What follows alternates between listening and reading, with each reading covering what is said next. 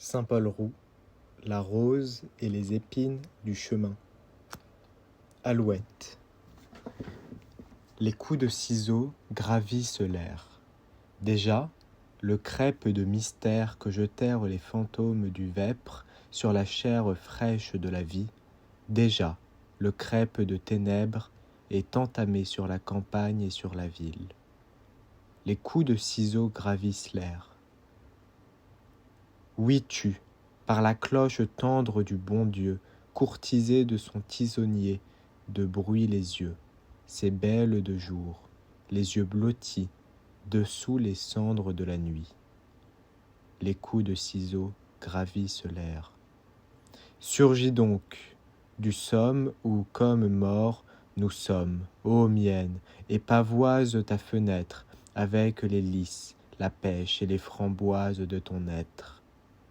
Les coups de ciseaux gravissent l'air. Viens-t'en sur la colline, où les moulins nollisent leurs ailes de lin. Viens-t'en sur la colline, de laquelle on voit jaillir des houilles éternelles, le diamant divin de la vaste alliance du ciel. Les coups de ciseaux gravissent l'air. Du faîte emparfumé de thym, lavant de romarin, nous assisterons, moi la caresse, toi la fleur, à la claire et sombre fête des heures sur l'horloge, où loge le destin, et nous regarderons là-bas passer le sourire du monde, avec son ombre longue de douleur. Les coups de ciseaux gravissent l'air. La Diane, à Léon Daudet. Les premiers chants de coq, ce sont les grincements de la serrure et des gonds des logis qui d'eux-mêmes, la nuit achevée, s'ouvrent pour le départ des songes. De ma fenêtre, sur le carrefour des trois chemins, parfois, avant l'aube, j'assiste au défilé des fabuleuses théories qui s'épanouirent sous le chaume, et leur essence variée m'initie au magasin de féerie que devient le sommeil du rang. Le crâne des villageois du voisinage, claire cavalcade et chevauchée sombre, tragédie et pochade, conte bleu et cauchemar. Cocorico.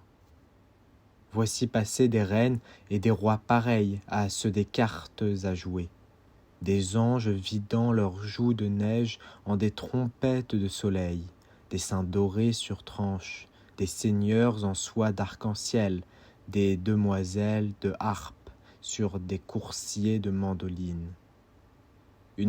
Un paillasse de cirque, le petit poussé, des moissons et des troupeaux de terre promise, des galas de bonbons et de pâtisseries, des avalanches de papillons et d'abeilles, des cygnes, des faisans, des paons, des aigles, des aurores et des couchers de soleil.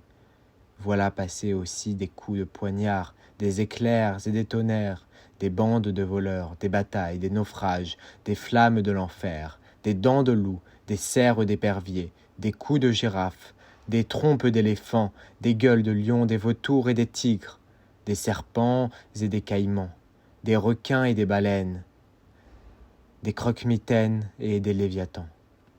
Tel ou tel songe, on peut en deviner la tête hospitalière, ces flammes de l'enfer, parmi lesquelles un diable vert bandit brandit sa fourche, proviennent, à n'en pas douter, du taudis de ce terrassier qui bat sa femme et ses petits. Cette baleine sort de dessous les cheveux blonds de ce marmot qui demain sera mousse, et ce naufrage de dessous les cheveux blancs de sa tremblante mère grand. Du seuil de la mendiante Catherine ruisselle un convoi de chariots pesants, de sacs d'écus et de pierres précieuses. Du cœur pensant des jeunes filles s'évaporent des jolis garçons frisés, comme sur l'image où le prince de velours se fiance avec la bergère de bure. De l'école des sœurs s'acheminent les 12 stations d'un chemin de la croix, des vitrines de médailles, des étalages de madones. Du front de l'instituteur, voyez sans sauver cette distribution de prix et ce discours à monsieur le ministre en tournée. Du presbytère, c'est l'essaim de belles filles nues des tentations de Saint-Antoine qui s'envolent, mari de leur échec auprès du vieux curé, qui bientôt va se métamorphoser en scarabée pour la petite messe du matin. De chez la dévote par le trousseau radieux des clés du paradis. Une barque clandestine dévale de la guérite, où s'oubliait à ronronner le douanier de garde sur la cale, baroque dans la rame, en redingote très moderne, couronne au chef, un prétendant au trône de France. Cette prise de Malakoff jaillit de la demeure du grand champêtre, d'où débagoulent ses barriques de vin et ses dames Jeanne d'alcool. Et pardi, de la crèche où le vieil ivrogne cuve son salaire. Cocorico. Défilent un corps pêle-mêle d'un carnaval unique, des orgies de fleurs, un pensionnat de poupées, des nids d'oiseaux, des singes, des négrillons, des pyramides de blé, des collines de beurre, des trésors découverts, une grosse caisse et des tambours, des premières communions, des tirages au sort, une troupe de saltimbanques, une douzaine d'oncles d'Amérique, plusieurs châteaux en Espagne, des grottes merveilleuses, un sabbat de squelettes, des escouades de phallus. Un navire attaqué par des corsaires, des pages d'histoire, une danse d'anthropophages, des pêches miraculeuses, des mers de glace, des colères de Vésuve, une collision de locomotives, des voyages aériens et sous-marins, un paradis terrestre, un déluge universel, le juif errant, deux fins du monde et trois jugements derniers. Cocorico. Toute cette folle foire bariolée de la chimère se hâte en tableau de lanternes magiques, sur le linge étendu par l'aube et peu à peu se fond sous l'altière étoile du matin. Dès lors, les tons de la palette fantastique du sommeil retournent s'éparpiller à travers la nature, qui les absorbe et les approprie. Rien ne se perd, rien ne se crée. La nuit, les couleurs de la vie s'effacent aux fins de s'utiliser aux abstractions du rêve. Le jour arrivé, elles reprennent leur office dans l'ordre des réalités, et le rouge de ces flammes infernales se restitue au coquelicot, de même que les soies changeantes de cette cour impériale se travestissent en un pan de l'aurore qui jaillit, l'orgie de la métaphysique se réglementant dans les cadres et les classifications de la physique. La cloche du réveil angélise l'espace.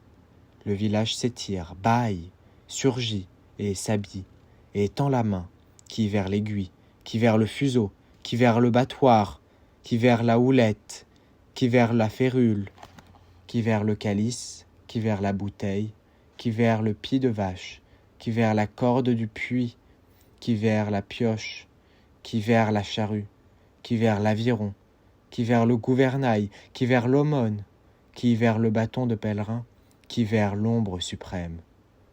Alors du soleil plein le carrefour, je descends m'asseoir sur la borne où ne put s'asseoir le juif errant, et je cueille un bleuet, qui fut peut-être l'œil joli de la blonde princesse à la robe de perles, qui passa tout à l'heure en une apothéose de sourire. Lever de soleil à Eugène Pierre. La joue splendide émerge des mousselines d'aubépine. Ô charitable épanouie, manifestée par une immense scie de rose, te serais-je, au cours de ta ronde quotidienne, te serais-je, par mon faire indigne ou par mon faire sage, te serais-je une caresse ou te serais-je le soufflet, le soleil, et t'attarderas-tu devant mon signe ami de Josué charmant ou bien Judas farouche? Acculerai-je ta pudeur derrière les immenses nénuphars du ciel, jusqu'à l'heure de saigner sur les coquilles exileuses de la mer? La joue splendide émerge des mousselines d'aubépine. Le chemin de la vie. Ah, mademoiselle Lucienne Kahn. Enivrée par la haute et vaste coupe de ciel où d'habitude il se délecte, mes regards s'abattirent sur la route, qu'instinctivement foulaient mes pas de rêveur. Chemin singulier, en quelque sorte tanné comme le dessus d'un vieil âne. De même que la marque des coups sur un dos de somme s'y creusait peu ou prou la trace lourde ou légère des pieds nus. Cela paraissait vivre, pour mes yeux du moins, qui sont des yeux selon Jésus, des yeux sachant voir. Cet aller, ce retour, que de pèlerins les avaient dû cultiver, des sages, des larrons, assurément toute l'humaine procession, avec ses laideurs, ses beautés, ses faiblesses, ses forces, ses leurres et ses espoirs. Pour les caresser l'une et l'autre de la main, volontiers j'aurais couru vers la crinière et vers la croupe de cette longue route visiblement lasse des lassitudes, motivée par elle. N'eût-elle été la présumable obligation de courir vers les deux pôles? Je préférerais m'asseoir sur une borne et laisser le chemin se dérouler dans mon miroir intérieur, comme si je l'effectivement parcourais.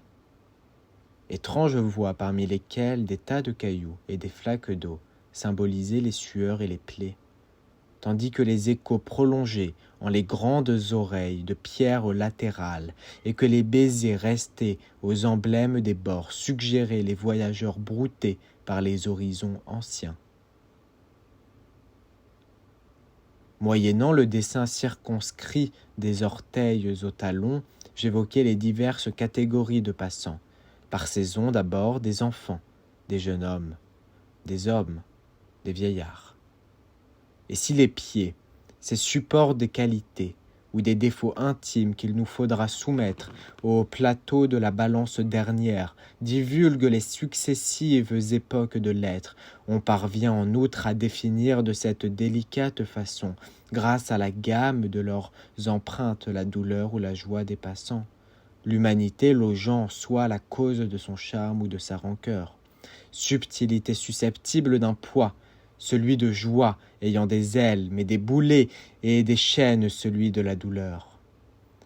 Considération faite à travers cette multiple histoire tracée, semblait-il, par des mains inférieures, je trouvais, des bons, des méchants, des heureux, des misérables. Après examen que le pas des enfants avait été pressuré par les pas des jeunes gens, le pas des jeunes gens par les pas des hommes, le pas des hommes par le pas des vieillards, j'inférais que les théories avaient défilé par rang d'âge longuement. Au début, les enfants, les vieillards à la fin. Rétrospective. Ma curiosité s'inclina sur les individualités nombreuses subies par le vieux chemin. J'eus la vision d'un considérable cortège d'âmes hétérogènes, et de cette légion, à peine ses traces à la merci du vent, les yeux dans les paumes, fauvette, prisonnière, je méditais, lorsqu'un Christ en marge de la massive page et sur l'écriteau duquel on lisait « Vous passez, je demeure », proféra. Un seul être a passé par là, un seul, clamai-je, avec un sursaut d'incrédulité, un seul, mon fils. Daignez, Seigneur, me nommer cet être aussi extraordinaire que l'arc-en-ciel et l'océan. Toi-même. Moi, tous ces pèlerins, ce chemin est celui de ta vie, le chemin de ma vie. Me précipitant sur le sol, je baisais mes pas puérils, au loin de l'école aux platanes, ces folies après les lézards et les cigales. Baiser mes pas d'adolescent, vers la tour des yeux en fleurs. Baiser mes pas d'homme, le soldat partant pour la tuerie, et l'âme sur des béquilles, mes retours des villes. Ces cavernes de voleurs. Néanmoins, devant les derniers pas, j'objectai. Ces pas ne sauraient m'appartenir, Seigneur, puisque d'un vieillard. Alors le crucifié. Datant de Dieu, n'est-ce pas un vieillard que le poète? Dans tes cheveux jeunes encore s'abrite l'âge de l'univers, ainsi qu'une colombe en des herbes blondies par le soleil. D'ailleurs, on est un vieillard sitôt que conscience prise de soi, on peut délibérer des êtres et des choses. Savoir synonyme de vieillir. Lente chez le profane, l'expérience se hâte chez le poète. Il s'agit de cette expérience que le profane n'acquiert qu'à force d'ans. mais que la divination, cette avant-garde de l'âge, offre copieusement au poète dès son aurore même. De la science jointe à de la science équivaut à de la vieillesse jointe à de la vieillesse. Or, étant l'homme qui sait par excellence, le poète devient un prompt patriarche, et bientôt, l'aile de son intelligence n'a d'égal en blancheur que la barbe altière du Créateur. Jusqu'à la nuit, je savourais la judicieuse musique de ses paroles, cependant que, devant la houlette de mes regards attendris, passaient et repassaient les troupeaux de souvenirs. Chemin de ma vie, quand te parcourrais-je sans que s'imprime un pas de moi, mes pieds étant cette fois entre quatre planches portées par quatre épaules.